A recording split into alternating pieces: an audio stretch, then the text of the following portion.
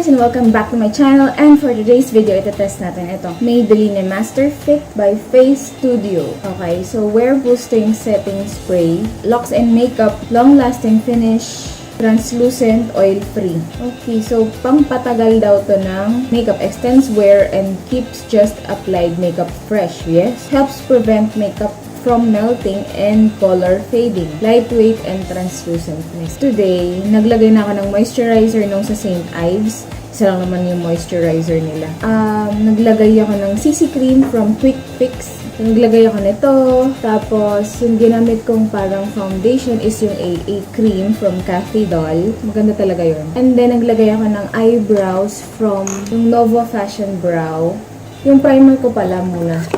Bali moisturizer and then nag-primer ako. Ayan, ito. Yung sa L'Oreal. For my contour, nandito, contour, blush, and yung highlight na nakikita yung ganyan, yan.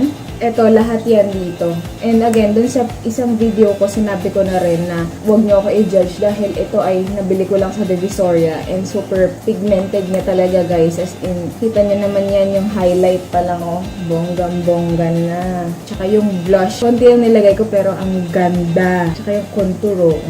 Pak na pak. Lahat yan dito lang. 100 something lang to. Sa Divisoria ko siya nabili. Wala pang hindi magandang nangyayari sa face ko kapag ginagamit ko yon. Hindi ako nagbe-breakout or whatsoever. Medyo powdery lang siya pero ang ganda. Pero ang ganda ng pigment niya. So, hindi na ako nagmascara. Ayan, ganyan lang. Yan na yun. Ngayon, para ma-test natin itong product na to, kalahati lang ng face ko ang isiset ko. Which is itong part na to.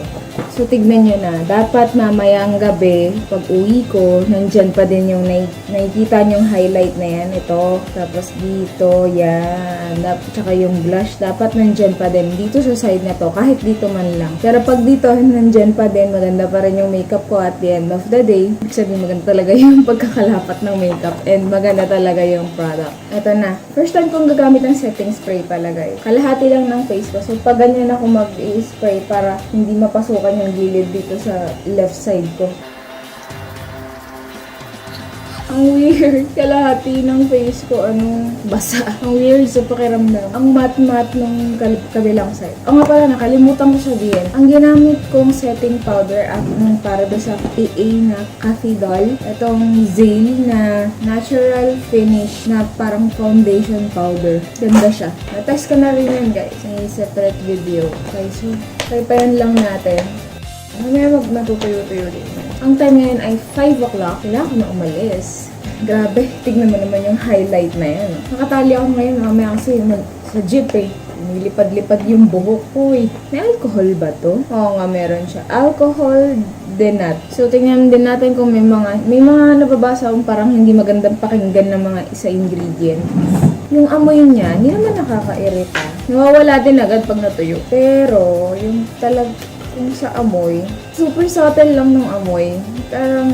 Parang mist na, alam mo mga pabangong mist na mabilis mawala yung amoy. Ganon. Ganon. Pero hindi naman sobrang, super sensitive kayo sa mga may pabango. Baka hindi niya magustuhan. Pero super subtle lang naman, hindi nyo ganun maamoy. Ayun, ganda ng highlight.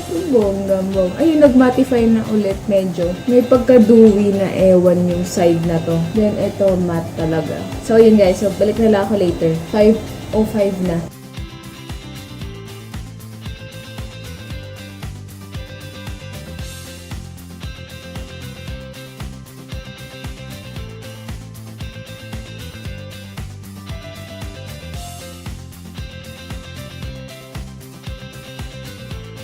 Guys, sobrang nakakapagod.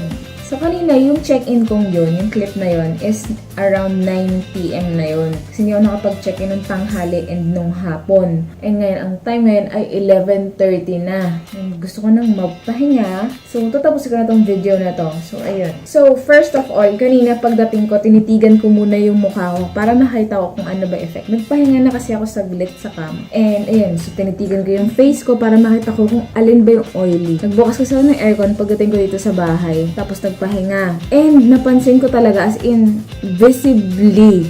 Ewan ko ngayon yung nose ko kasi nagsasalamin ako. So pag nagsasalamin, ito kasi ganyan. So, yan, di ba? Pag sinuot yung salamin, ganyan. Nakapatong dito sa area na to yung salamin. So, pag nag-oil up ako, tinatanggal ko yan, tapos ginaganon ko. So, tinatanggal ko na rin halos yung makeup na nandito. Kung saan man nakapatong itong salamin na to.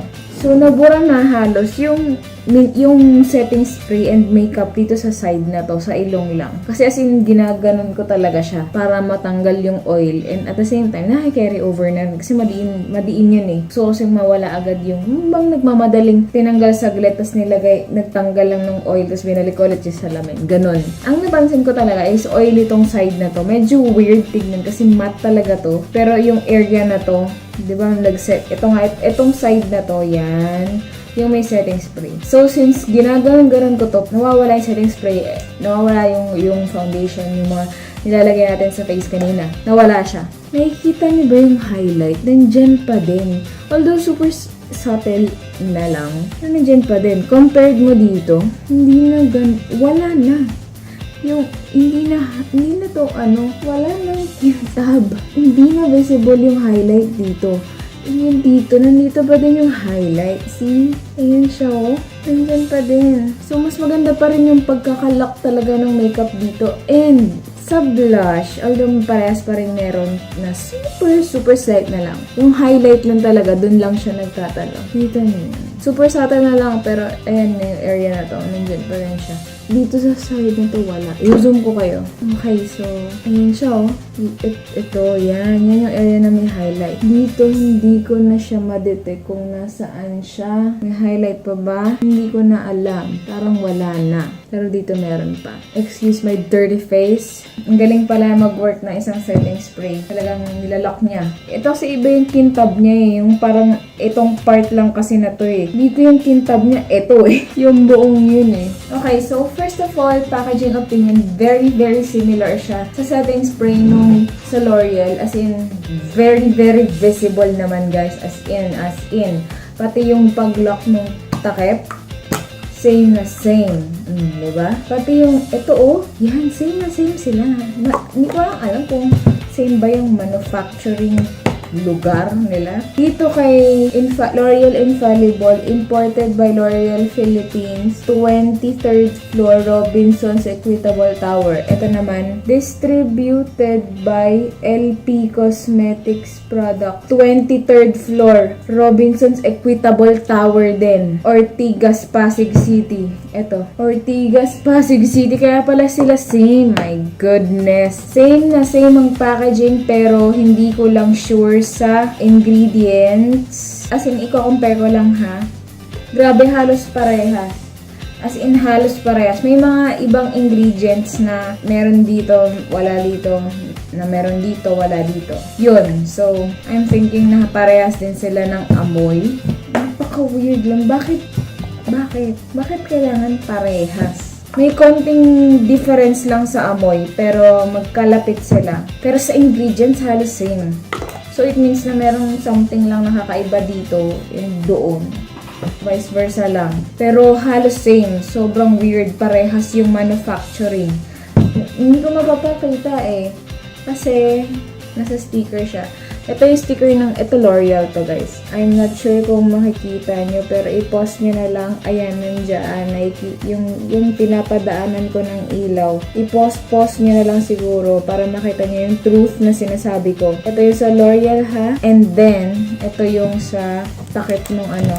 So, ayan na. Ito yung binalik ko. Ito yung takip ng Maybelline. Para malaman nyo lang talaga na hindi ako nagjo-joke. Ayan. Ayan siya. I-pause nyo na lang. Basta yan yung ingredient. Yun yung manufacturing kung saan sila. Parehas sa Robinson's Equitable Tower sila manufactured. And halos hindi sila nagkakalayo ng ingredient. So, for my packaging opinion, wala namang something na wow, ganon. Wala. Sakto lang. Normal lang. And, is it worth the price? I think yes. Kasi inilak niya talaga. Kasi nandyan pa din yung makeup. Nandyan pa din yung subtle blush.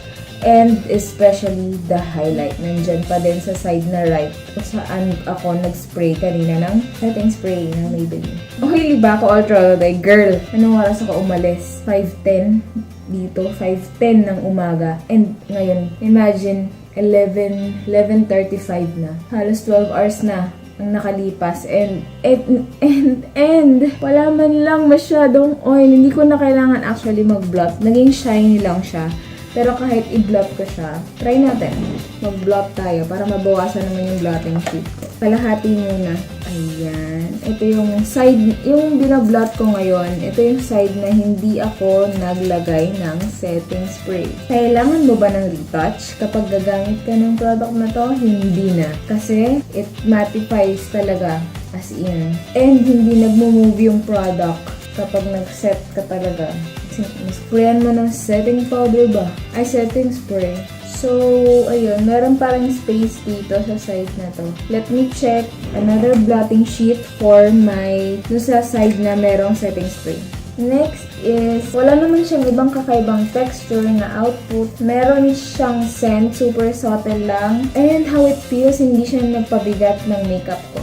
Ayan. So, blot lang tayo sa side ng may setting setting spray. As in, may oil control talaga siya. Sa nakikita ko ngayon, ewan ko nakikita nyo dyan. Yes, meron yung gitna, pero patchy-patchy. May mga areas na hindi talaga siya totally naging like transparent na blue. Meron like this part, itong part na to, ito, and may mga patchy-patchy lang. Kumbaga, konti lang talaga yung nakuha niyang oil. So, it means na may oil control talaga tong product na ito. Yun yung pinaka-final thoughts ko. I think, okay, gumamit ng setting spray kung mahaba yung araw mo, marami kang lakad, and you wanna look like fresh pa din kahit ngarag na yung buhok mo. Okay pa rin naman yung face ko. Siguro kailangan lang ng retouch dito sa areas na may dark circles ako. Kasi yung usual na nagkakamot ako ng mata kaya nabubura yung foundation or cream na nilalagay ko dito sa area na yun. Pero so far so good. Okay naman, as in approved to. First time kong gumamit ng isang setting spray and turn nito, itetest ko tong L'Oreal na Infallible. And then, so ayun lang guys, if ever may gusto kayong product na ipa-review, just comment down below.